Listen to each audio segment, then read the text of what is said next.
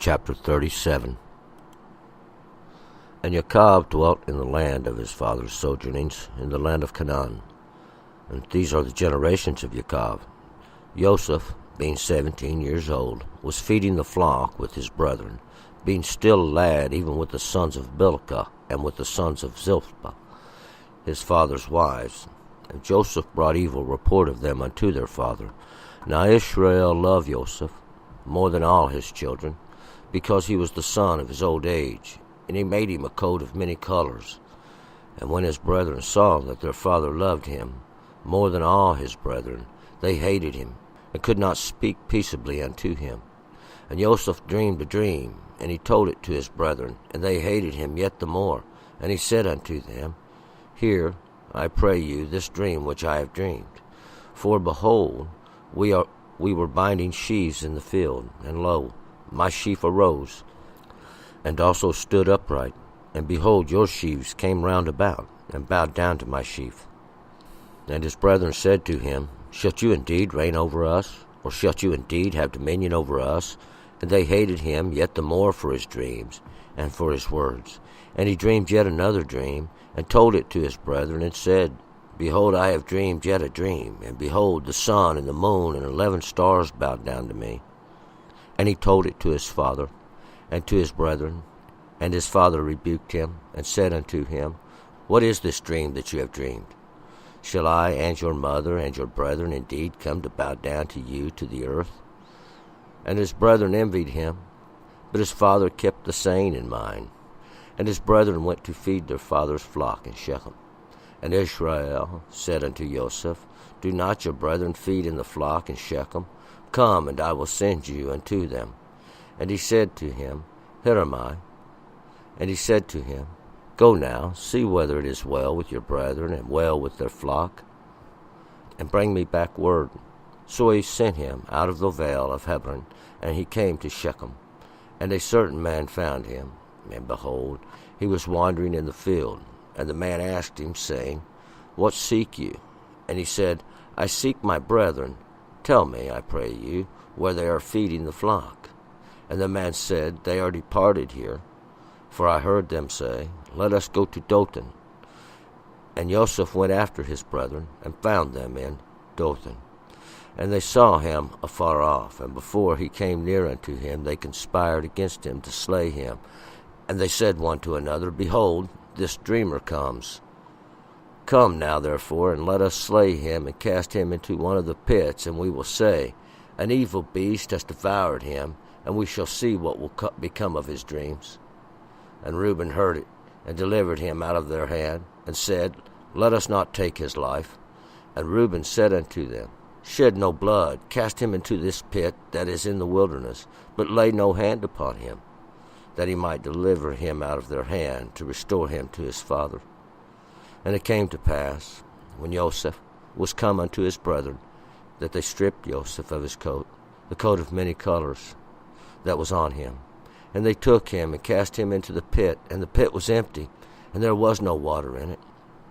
And they sat down to eat bread, and they lifted up their eyes, and looked, and behold, a caravan of Ishmaelites came from Gilead, with their camels bearing spicery and balm and ladanum, going to carry it down to Egypt. And Joseph said unto his brethren, What profit is it if we slay our brother and conceal his blood? Come, and let us sell him to the Ishmaelites, and let not our hand be upon him, for he is our brother, our flesh. And his brethren hearkened unto him. And there passed by Midianites, merchantmen, and they drew and lifted up Joseph out of the pit, and sold Joseph to the Ishmaelites for 20 shekels of silver. And they brought Joseph into Egypt. And Reuben returned unto the pit, and behold, Joseph was not in the pit, and he rent his clothes. And he returned unto his brethren, and said, The child is not, and as for me, whither shall I go? And they took Joseph's coat, and killed a he-goat, and dipped the coat in the blood.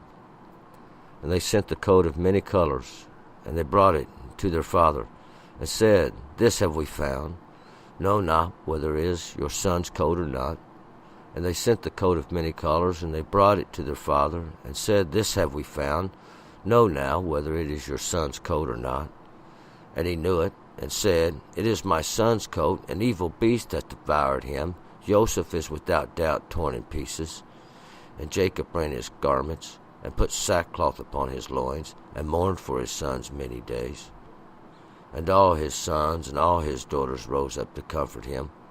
But he refused to be comforted. And he said, Nay, but I will go down to the grave, to my son mourning. And his father wept for him.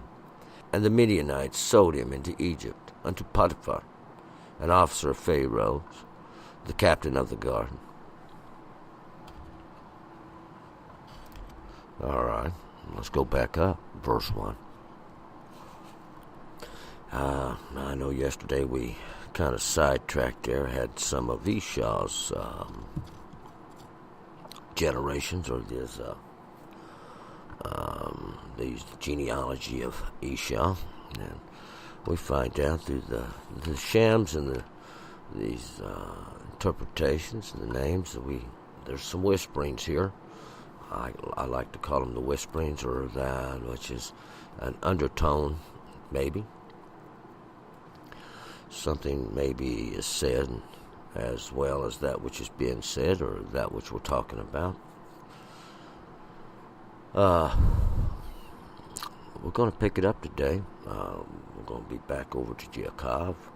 That was a little bit of history now. There we had of Esau in the last chapter. We'll have a little history of Yaakov in this chapter. Verse 1. And Yaakov dwelt in the land of his father's sojournings in the land of Canaan. So we find Yaakov dwelling, and Yaakov is the supplanter. We'll find out this may be prior to his journeys to Bethel while they was dwelling in Shechem. We'll find out. We know this is when he was living in this land where his fathers sojourned, or where his fathers lived, Ishmael and Abraham. This would be in the land of Canaan. The land of Canaan is that land of humility, the land of humbleness, too. These are the generations of Yaakov. Joseph, being 17 years old, was feeding the flock with his brethren, being still a lad, even with the sons of Bilhah, and with the sons of Zilpah, his father's wives. And Joseph brought evil report of them unto their father. So, now, these are going to be the generations of Yaakov. Yaakov, that's a supplanter. A supplanter, somebody takes up something that doesn't belong to him. And we'll find out kind of what he did to Esau with the birthright is basically he was holding on to the heel of Esau when he was born. That's how he got his name. But these are going to be his generations. This word generations here is Toledah, Toledah, and or Toledah. It's what basically the history. This is going to be a little story from the history, you might say, of Yaakov. Joseph, being 17 years old, and Joseph was 17. Joseph means this one that adds. He was feeding the flock with his brothers, being still a lad, even with the sons of Bilhah and the sons of Zilpah. So he's feeding the flock with his brothers, these sons of Zilpah and Bilhah. Bilhah is the troubled, that one that has some trouble. She had little problems. We'll find out. Zilpah was the other handmaid, that one of Leah. Is she this one that trickles, or this one that has a kind of a scent coming off of her? They both were his father's wives. These reflections of his father's understandings. And Joseph brought evil report of them to his father. 3. Now Israel loved Joseph more than all his children, because he was the son of his old age, and he made him a coat of many colors. Now Israel, that's those that contend with the mighty one. He loved Joseph more than all his children. That one that would add to. Joseph means to add to. Because he was the son of his old age. He was the one that was born to him when he was a bit more mature we might say. And he made him a coat of many colors. And this is that, the coat of many colors. We kind of heard that a little bit, something about that yesterday. But these many colors stands for having many appearances or many perceptions we might see. 4. And when his brethren saw that their father loved him more than all his brethren, they hated him and could not speak peaceably unto him. When his brothers, those of a similar understanding of him, saw that his father, that's the one they was all the sons of, that would come forth from, they saw that he loved him more than the rest of them. They hated him. They didn't like him. They could not speak peaceably unto him. Anytime they had something to say, it wasn't going to be very nice. 5. And Joseph dreamed a dream, and he told it to his brethren, and they hated him yet the more. So Joseph dreams a dream. He has a little, and a dream is just a dream. That's all a dream is. Sometimes we find out that a dream was going to be, it's caused by, there's a cause and effect. And we'll find out his brother's always oppressing him. His brother's always holding him down and doing, not treating him very good. We'll find out. Joseph dreams a dream. He has a dream. And his brethren hate him the more because of his dreams he has, that he might be equal. 6, and we'll find out, not just equal, but a little bit higher yet. 6, and he said unto them, Hear, I pray you, this dream which I have dreamed. So he tells them, I'm going to tell you this dream I've dreamed. 7, For behold, we were binding sheaves in the field, and lo, my sheaf arose, and also stood upright, and behold, your sheaves came round about and bowed down to my sheaf. He said, Now, behold, we were binding sheaves, we were out in the field, gathering that which was abroad. And lo, that which I had gathered, my sheaf, arose. A sheaf was a stand of wheat. They would take it and get it in basically an arm load and bind it up and stand it up. But he's saying mine stood upright. Mine was basically having a little bit more in it, having that ability tied a little tighter, you might say, a little bit better. It was more upright. It stood straighter. And your sheaves came round about and bowed down to my sheaf.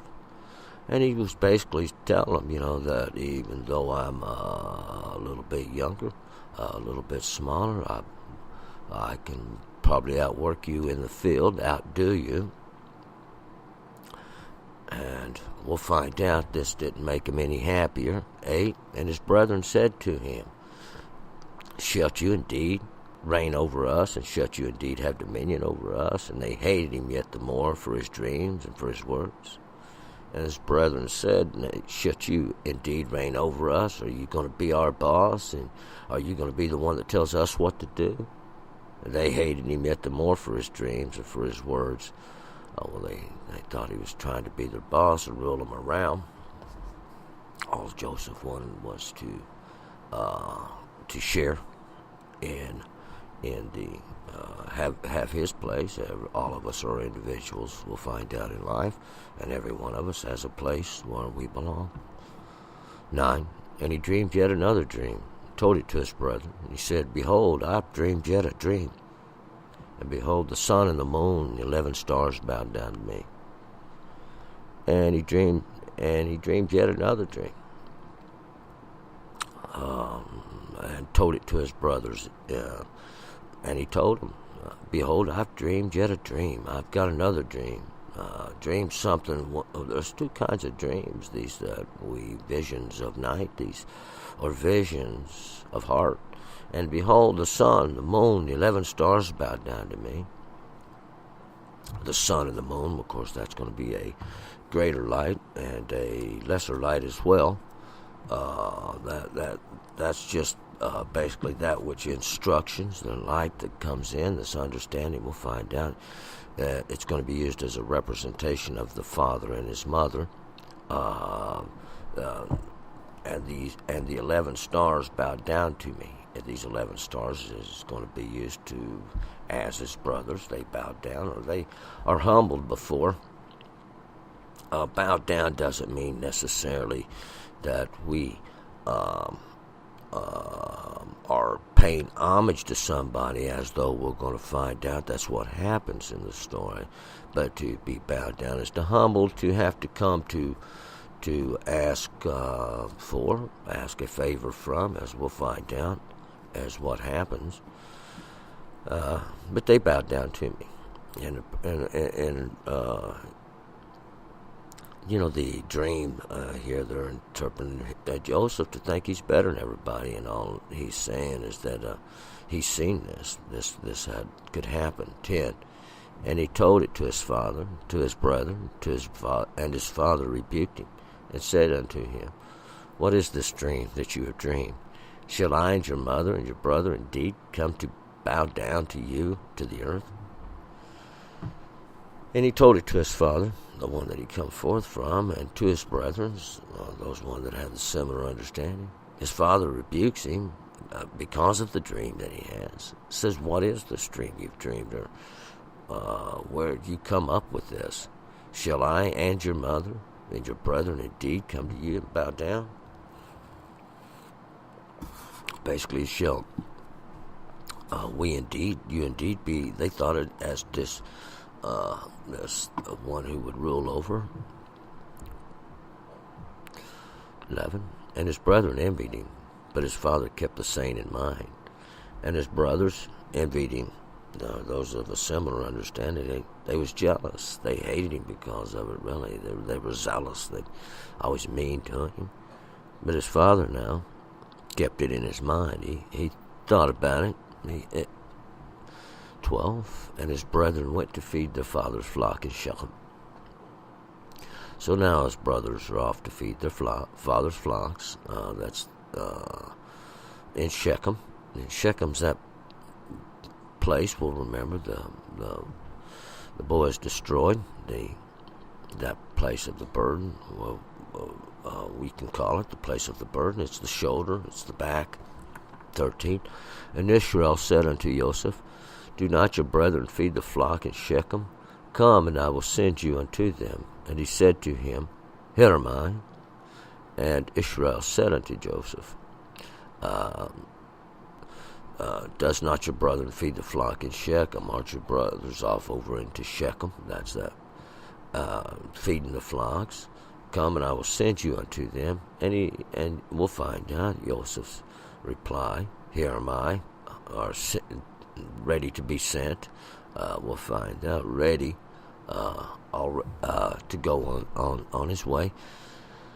And we'll find out Joseph obviously taking the authority upon himself because he sent. 14. And he said to him, Go now, see whether it is well with your brethren and well with the flock, and bring me back word. So he went. So he sent him out of the vale of the Hebron, and he came to Shechem. So he says to him, Now, go now and see whether your brothers are all right or not. See if all the flocks are good and everything's all right. And bring me back the word. Joseph going to go make sure everything's all right. We'll find out the checking up on, and this in itself is kind of an authoritative position to be given. Not that just to make sure everybody's all right and take the word back. We'll find out that's the one who had sent him. But he sent him up out of that vale. A vale is like a bottom, a big flat bottom of a valley. This one of Hebron, the place of association. And he left there and came to Shechem. 15. And a certain man found him, and behold, he was wandering in the field. And the man asked him, saying, What seek you? So we find him wandering around the field, and that broad place about Shechem, and a certain man finds him, the man is not as important as that he was found wandering in the field out abroad. And the man asked him, saying, What are you looking for? 16, and he said, I seek my brethren. Tell me, I pray you, where they are feeding the flock. And he tells the man that he was looking for his brothers, wanting to those of similar understanding, and and he's looking for the place where they are feeding the flock. 17, and the man said, They are departed here, for I heard them say, Let us go to Dothan. Joseph went after his brother and found them in Dothan. So after this gentleman tells him they've left off from here, they're not here in Shechem, but they've left off and they went to Dothan. I heard them say they was going to Dothan. Dothan's the place of wells. You can say 2 wells. You can say we know there's more than 1 well. It's plural for wells. It's a place of wells, and we'll find out there were many wells dug, and many of them were dry pits. And Joseph went after his brothers, and he found them there in Dothan, that place of wells. 18, and they saw him afar off, and before he came near unto them, they conspired against him to slay him. They seen him coming. And before he could get to him, they was talking about killing him. 19, and they said one to another, Behold, this dreamer comes. And they said one to another, and we'll find out his visions had got him into trouble with his brothers. And they said, Behold, this dreamer comes, or this one who thinks he's going to rise up to rule over us. 20. Come now, therefore, and let us slay him, and cast him into one of the pits, and we will say, An evil beast has devoured him, and we shall see what will become of his dreams. Come now, therefore, and let us slay him. And sometimes that's what happens. We'll cast him into one of the pits, and we will say, and we remember this one in the pit, the one they're going to cast down in the pit. And once again, he's going to represent this one who is humbled because he had a dream, and sometimes the dreams are misinterpreted. One sees the dream one way, and another sees the dream another. And that's just it, because a dream is still just that until it actually happens. But they was going to throw him in a pit, and they was going to say that some evil beast had devoured him after they killed him. And we'll find out that's part of the story of what happens. 21. Reuben heard it, delivered him out of their hand, and said, Let us not take his life. But Reuben hears it. Reuben was the firstborn of Jacob. He was born of Leah. He means seen, the son, or seen. Son is seen. He's the one that heard it. What they was going to do to Joseph. And he delivered them. He delivered Joseph out of their hand. He said, Let us not take his life. Let us not kill the boy. 22. And Reuben said unto them, Shed no blood, cast him into this pit that is in the wilderness, but lay no hand upon him, that he might deliver him out of their hand to restore him to his father. And Reuben, the one who had seen the son, said unto them, Shed no blood, don't kill him, cast him into this pit. And that's how he got into the pit. And that's in the wilderness. The wilderness is that place where the words drive out. And lay no hand upon him. Don't hurt him anyway. Your works. Don't hurt him with your works. That he might deliver him out of their works. Totally. He was going to restore him to his father, or to get him back home. 23. And it came to pass, when Joseph was come unto his brethren, they stripped Joseph of his coat, the coat of many colors that was on him. So it comes to pass, Joseph finally gets there. This one it's going to add to.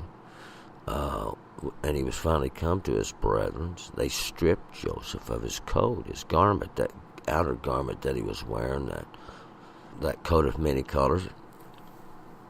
And That's that covering that has many colors or many appearances, many perceptions. We could mine it covering of, and we'll see. It has many understandings to many different ones, and everybody, no matter what color it is, each color to us appears slightly different. No two people really can testify to the fact that they see exactly the same color, or actually if they see the color that's there. So these and it kind of represents that this which going to appear differently to many different people. 24, and they took him and cast him into the pit, and the pit was empty and there was no water in it. So they took Joseph and they cast him into the pit, that hole, that's that pit, and the pit was empty. There was nothing else in it. There was no water in it, and that water, we can say there's no understanding in it. There's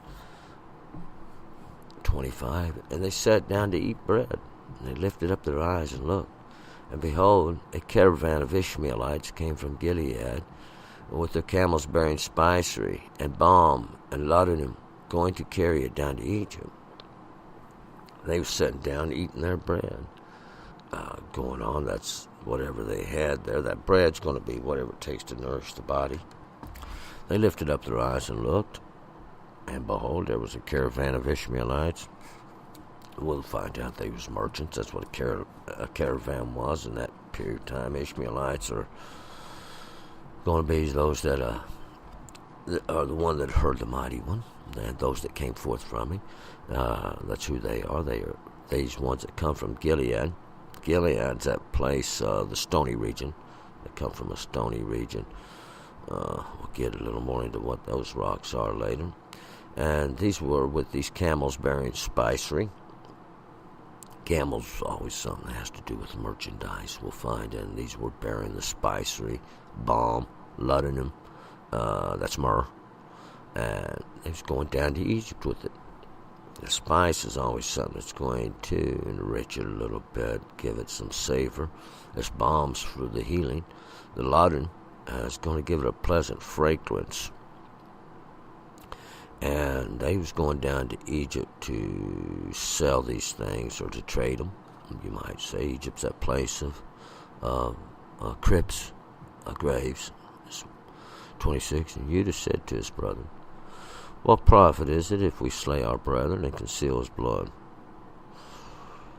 So Judah means praisings. This one praising says to his brethren, those of like understandings, what good is us to slay our brother and to try to hide his body or try to hide the fact that we've killed him?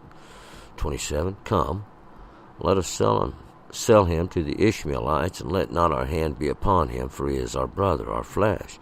And his brethren hearkened unto him. He said, but come, let us sell him to the Ishmaelites. And they're going to sell this one to those that have heard the mighty one. And they're not going to kill him. They're not going to slay him. See, and we'll find out they're going to trade him for money. And we'll find out all of his brethren listened to Judah. 28. And there passed by Midianites, merchantmen, and they drew and lifted up Joseph out of the pit, and sold Joseph to the Ishmaelites for 20 shekels of silver. They brought Joseph into Egypt. And there was passing by these Midianites, merchantmen. Midianites are those of the middle ground. They kind of sit the fence, you could say that. These were the merchantmen.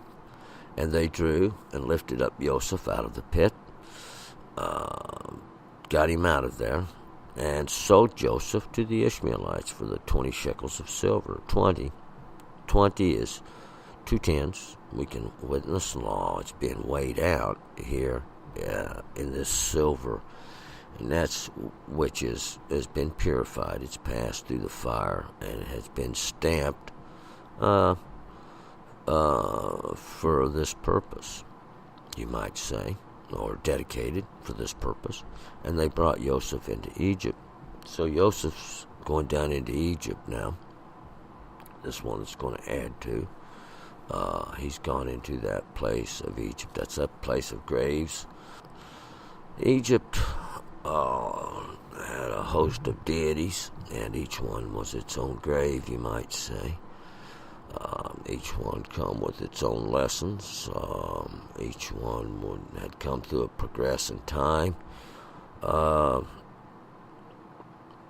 Each one a different way unto death. God made many examples a long time ago, still making them today.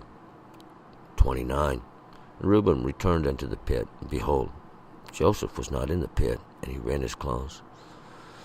And Reuben, he returns unto the pit. Obviously, he'd been gone. This one that sees the sun, and Joseph was not in the pit, and he tore his clothes. And that to rent his clothes is that garment on the outside was rent, torn, and he, in a show of great humility, 30, and he returned unto his brethren and said, the child is not, and as for me, whither shall I go? So he goes to his brothers and he tells them that, where is the child? What am I going to do? 31, and they took Joseph's coat and killed a he-goat and dipped the coat in the blood.